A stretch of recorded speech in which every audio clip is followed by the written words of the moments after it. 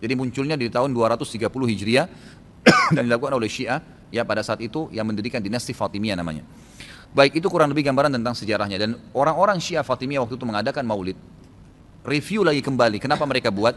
Ternyata mereka waktu itu di Mesir berbatasan dengan Bizantium, kerajaan Romawi. Dan waktu itu orang-orang Romawi, mereka mengadakan maulidnya Nabi Isa. Kan gitu. Maka orang-orang Syiah waktu itu mengatakan di Mesir, kalau gitu kita juga buat maulid untuk Nabi SAW. Maka dibuatlah.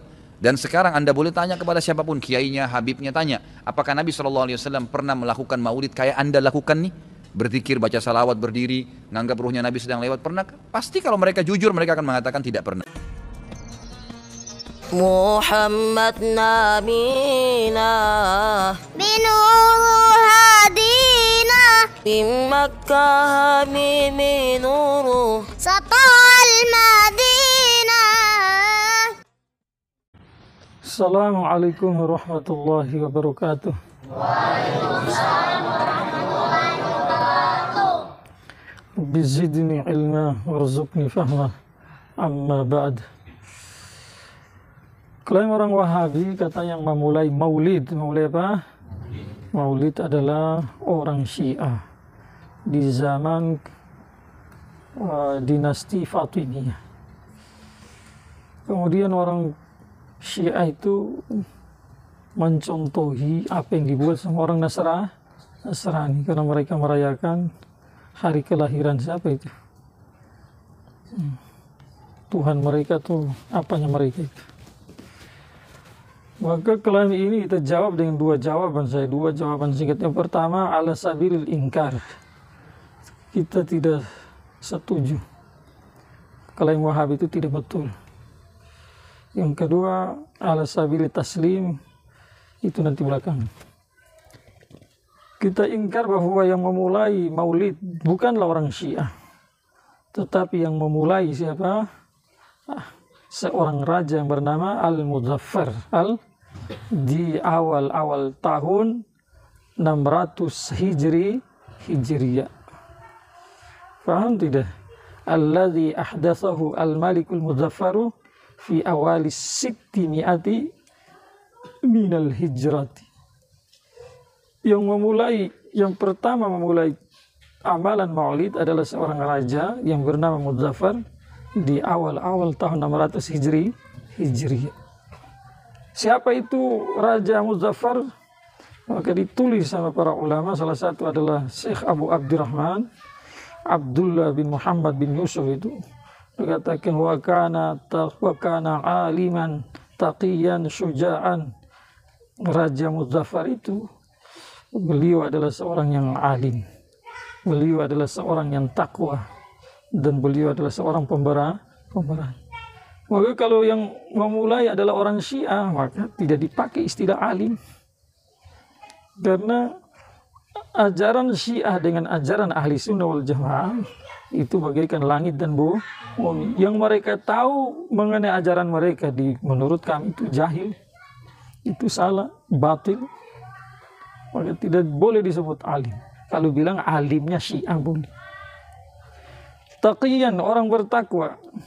Orang Syiah tidak bisa dibilang bertakwa. Kenapa? Akidahnya melenceng. Membangun sesuatu dari akidah yang salah, amalan baik itu, maka ditolak. Maka tidak bisa jadi orang bertakwa. Sujaan, pemberani. Pemberani bisa saja. Tetapi yang dimaksud ini pemberani bukanlah orang Syiah, tetapi itu raja siapa? Raja Muzaffar itu. Terus setelah dirintisnya ini maulid Nabi Muhammad SAW, apakah setelah itu ada ulama-ulama besar yang mengikuti atau meneruskan itu atau sepakat dengan apa yang dibuat oleh Raja Muzaffar? Maka lanjut ditulis wa wafaqahu ala dzalik al-ulama was-sufiyuna as-sadiquna min masyariqil ardi wa magharibiha minhum al-hafidz Ahmad bin Hajar as-Asqalani wa tilmidhuhu al-Hafiz as-Sakhawi wa kadzalika al-Hafiz Suyuti Suyuti. Maka yang sepaham atau yang cocok dengan Raja Muzaffar tadi itu, muwafiq dengan Raja Muzaffar tadi adalah para ulama, para sufi yang jujur, bukan sufi yang jahil, bukan sufi yang jahil, tapi sufi yang jujur. Dari timur sampai barat, kecuali dalam mazhab Hanafi tidak. Hanafi mereka maulid tidak. Maulid seperti mana yang dibuat di Indonesia tidak. Di antaranya adalah Al-Hafidhud Dunya Ahmad bin Hajar Asqalani. Muridnya yang pertama juga, kemudian muridnya yang bernama Al-Hafidh As-Sakhawi, kemudian juga Al-Hafidh Suyuti rahmatullah. Bahkan Imam Suyuti rahmatullah alaih punya satu risalah yang tipisnya tuh kayak begini. Gini, tipis-tipis kayak begitu. Tidak. Walis Suyuti risalatun sammaha khairul maqsidi fi amalil maulidi fi amali maulidi. Imam Suyuti rahmatullah alaih punya satu risalah yang beliau kasih nama dengan khairul maqsidi fi amalil maulidi. Nah, makanya jelas-jelas yang memulai maulid bukanlah orang Syiah, tetapi ahli sunnah wal jamaah dan orangnya alim, takwa, pemberani.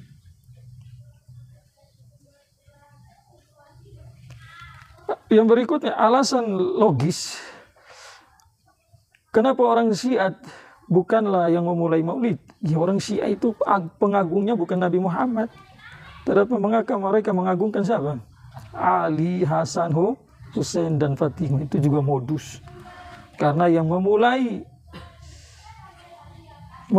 menyuarakan Ahlul Bait untuk menghancurkan Islam itu bukan orang Islam, tetapi orang Yahudi namanya Abdullah bin Saba, Yahudi Yaman yang tinggalkan Yaman datang ke Madinah di akhir-akhir kepemimpinan Islam yang dipimpin oleh Amirul Mukminin Utsman bin Affan radhiyallahu anhu. Sana dia provokatori orang.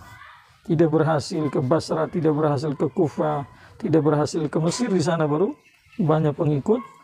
Singkat cerita, ya dia selalu mengatasnamakan Ahlul Bait untuk memecah belah umat Islam, memprovokatori orang. Maka logisnya itu tidak. Yang berikutnya lagi, seandainya itu Syiah yang buat, sudah tentu ajaran itu masih terus.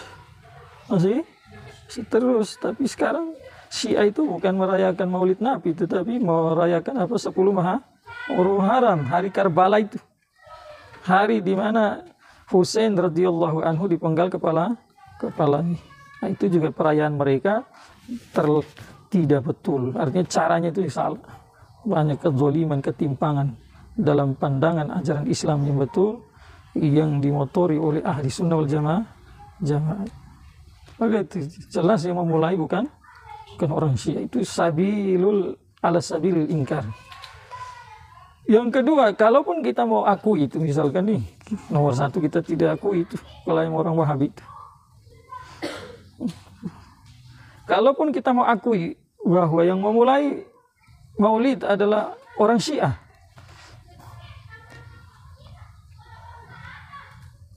apakah kita tidak boleh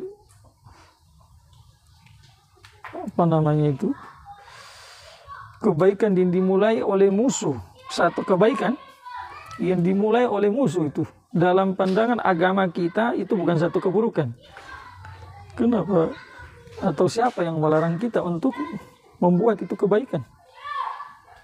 Saya kasih contoh, saat Nabi Muhammad SAW hijrah tinggalkan Makkah ke Madinah.